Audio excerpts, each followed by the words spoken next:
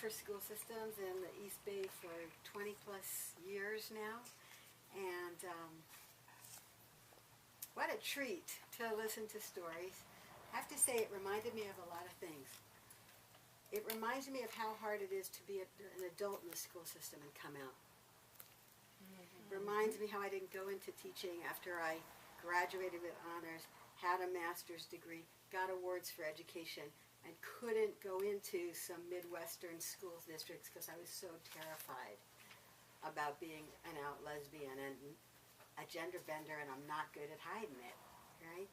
I can pass with some of the best of them, but in a lot of ways I can't. And it literally took me away from my career for years, so thank you for the reminder about that.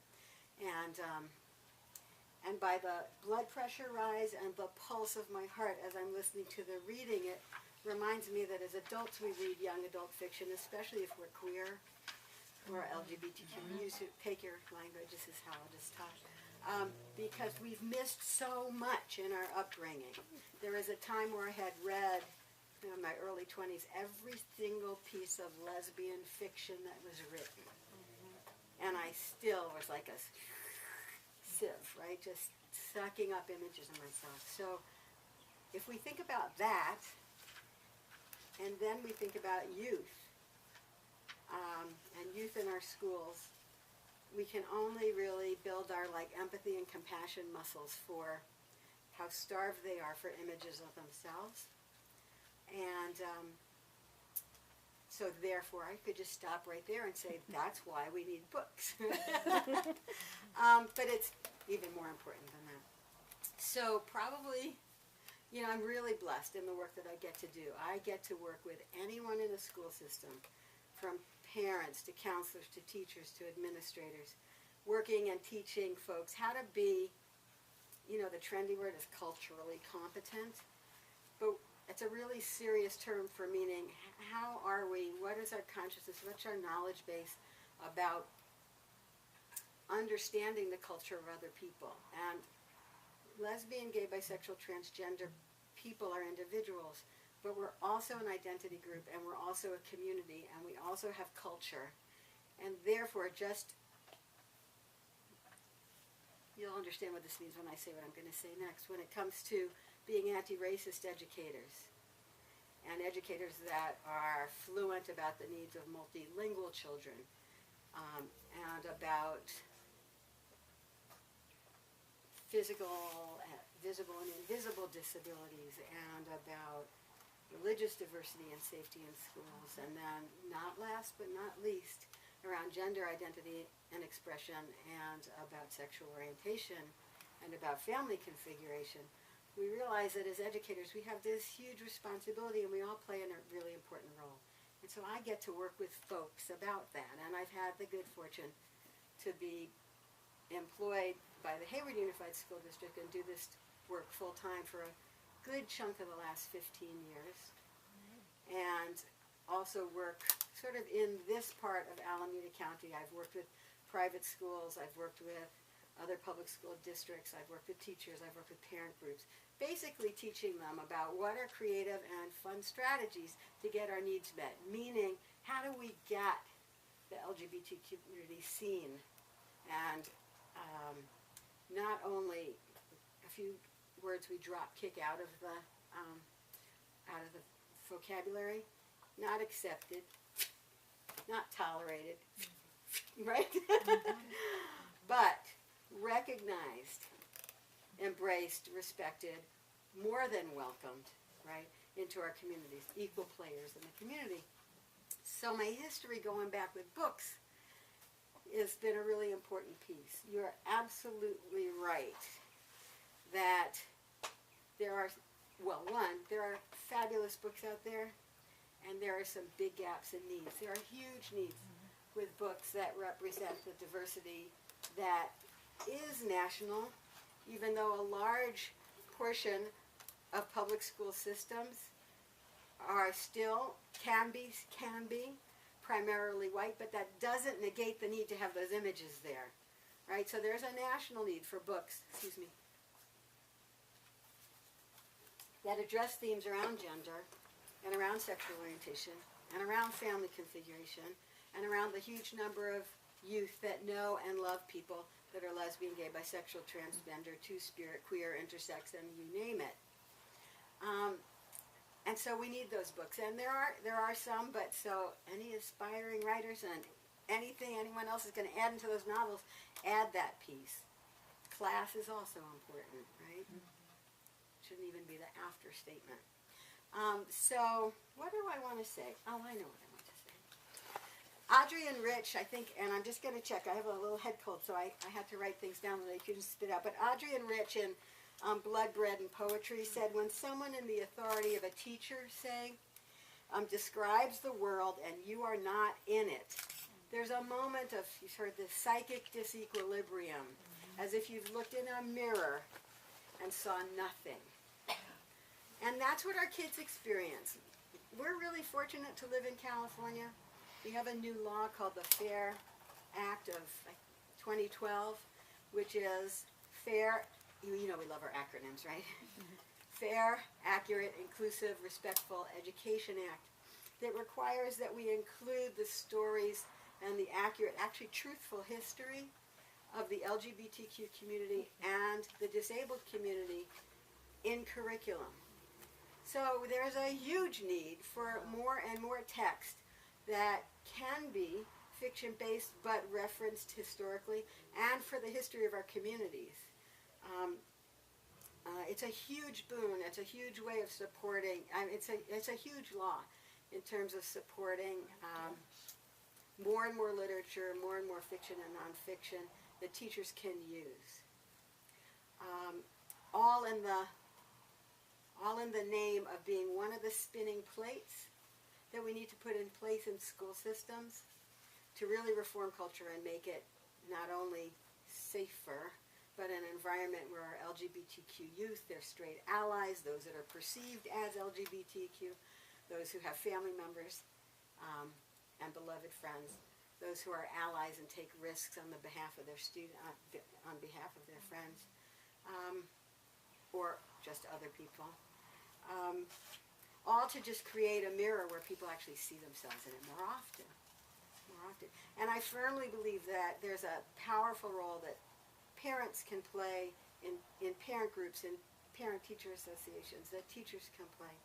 So really what I wanted to say is just sort of be in that role of a gender-bending cheerleader to say it is really possible to get books in there into schools. I've had a huge opportunity and have been able to place books in a lot of school districts in this area, but primarily in Hayward, from kindergarten up through high school. Kindergarten, as you all know, is not too soon. Our kids who are raised by gender benders and queer folk, are very conversant in family configuration, right? So people always say, well, how early is too soon, right? And the double-edged sword that we always are confronted with, and I'm the first one to say it, and it is a double standard, is I have to read books with LGBTQ and ally characters and books about diversity at least twice to make sure I haven't missed a sexual innuendo that's just going to push the window a little, push the nerves or the buttons of someone just a little too far. And it is a double standard, because one project I'm going to do soon is sit for the summer in some public school libraries and just say to the librarians, give me all the literature with straight folks in it that has sex, because I want to read it and see how far y'all go. Because it's been too long, but I know it's in there, and I know that they talk about sexualized behavior, but in the politics here in California, and I know nationwide, is still, we have to, as any other oppressed group or marginalized group, we have to overachieve in our moral and ethical standards of how we present ourselves. Right. Otherwise, we leave ourselves too vulnerable for virulent response, and often violent response. So I'm just trying to think about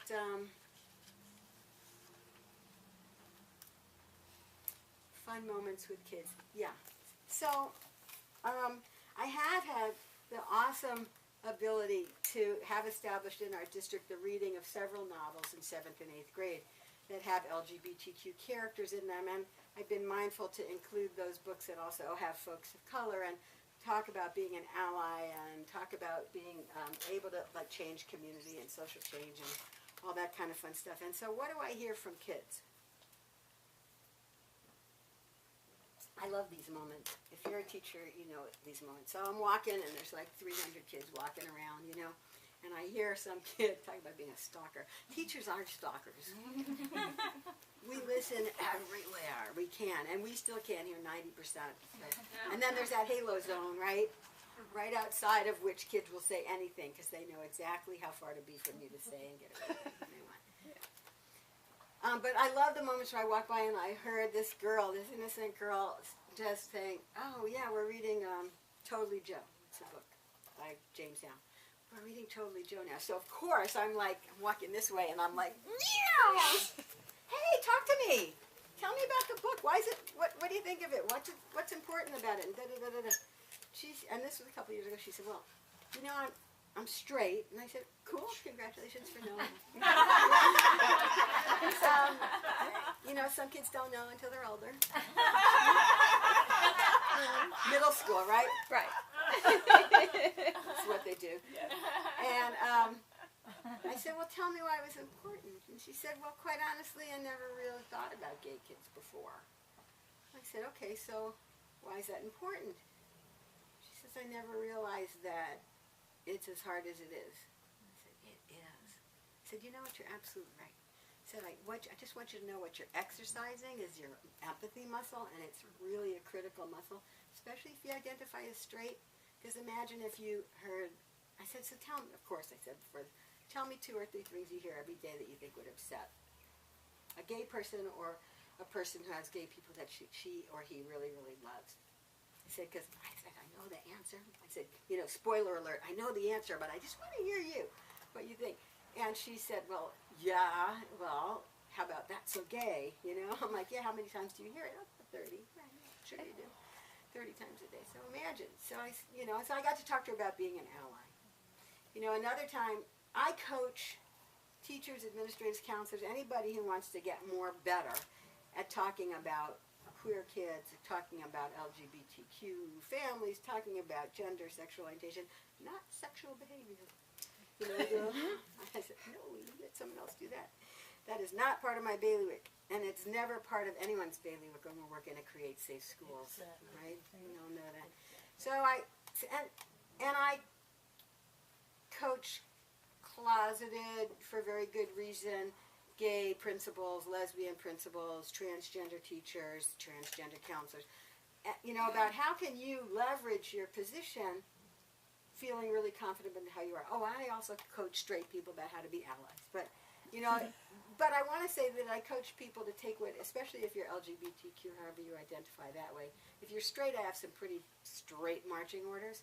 But if you're LGBTQ, what I want people to do is find their power.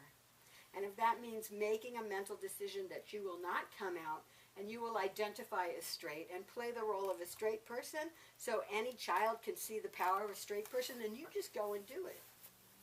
Mind you, at least 40% of the kids will already know your sexual orientation and might not tell you about it, but they got pretty good data, our kids do. You know, or they might ask you and you need to be ready. So I was playing a straight person one day, and a student, William, came up to me, and he kind of had tears in his eyes, and he was fighting with somebody over here. So I was like, "Okay, I'll come over and talk with you guys," middle school too. And I had no idea what was going on, and he had been called faggot or some fruit cake or something combined with something racial because he's an African-American kid. And I just stopped the conversation after a while, and I said, "Could just, William, tell whoever the person you're talking to, just tell that person why that's so painful." I said, "I'll back you up. Just tell them why it's so painful." And I didn't really know the answer, but I figured it was a really good way to take the energy down a little bit. And he looked straight in the face of this kid, and he said, "I got lesbian moms." I had no idea. I taught this kid for 2 years. I had no idea. And so he had lesbian moms, and the kid who he was talking to was like really dumbfounded. But if we weren't reading novels like this in our schools, and if we didn't, you know, have posters up and things like that, kids would never have the courage. Because in the absence of those things, when you look in the mirror and see nothing, you really just don't exist. A part of your soul just really shuts down for these kids. When you do have these images, then the emotional charge starts to get leached out of the conversation, and we start to have kids who can have really thoughtful conversations about, well, what does it mean to be gay?